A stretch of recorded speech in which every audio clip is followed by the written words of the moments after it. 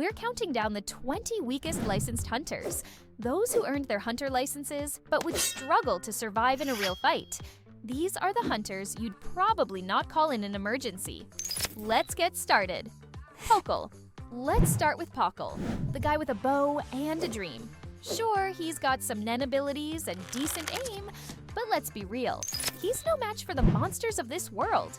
During the Chimera Ant arc, he was taken down so quickly that you might have missed it if you blinked. Sorry, Pokkle, but you're starting us off at number 20, Leorio Paradonite.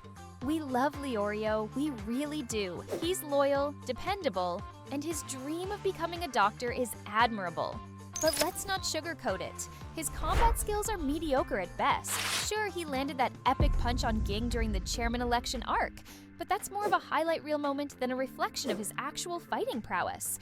Leorio is great as support, but he's not winning any one-on-one battles anytime soon. This guy's contribution to the hunter exam, eating a lot. Buhara's a gourmet hunter with a big appetite and even bigger size, but his combat skills are almost non-existent. Unless the fight involves an eating contest, Buhara's not bringing much to the table. Goreinu, a participant in Greed Island, uses Nen beasts in combat. While his ability is clever, his lack of versatility and raw strength puts him among the weaker licensed hunters. Melody's ability to soothe people with her music is beautiful and unique, but soothing enemies doesn't win battles. As a music hunter, she's invaluable in negotiations or tense situations, but throw her into a fight and it's game over. Milluki is a tech genius, but that's about it. As part of the Zoldyck family, you'd expect some combat ability, but Milluki breaks the mold in the worst way.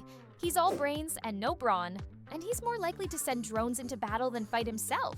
A true desk warrior. Spinner Clow, a botanical hunter, focuses on plant research rather than combat. While her knowledge of flora is valuable in certain contexts, it offers little in terms of direct fighting ability, placing her among the weaker licensed hunters. Satotz, the marathon-running proctor of the hunter exam's first phase, is fast, calm, and knowledgeable. But combat-ready? Not so much. His role as a guide and examiner shows his intelligence, but we never see him showcase any fighting ability. Gourmet hunter like Buhara, Menchi excels in cooking and food-related challenges. She's fiery and skilled in her craft, but when it comes to combat, there's little evidence that she could hold her own against a serious opponent. Squala, another Nostrady bodyguard, specializes in controlling dogs with his Nen. While loyal and resourceful, his combat skills are nowhere near enough to compete with the stronger hunters in the series. Tragically, he's easily eliminated by the Phantom Troop, cementing his place as one of the weaker licensed hunters. Lipo, the proctor for the Trick Tower phase of the hunter exam, is a licensed hunter with a focus on planning and strategy. While he excels at creating challenges for examinees, his lack of combat ability makes him one of the weaker licensed hunters. Sequant. A blacklist hunter who appears during the Zoldyck family arc, Sequant is more of a plot device than a fighter.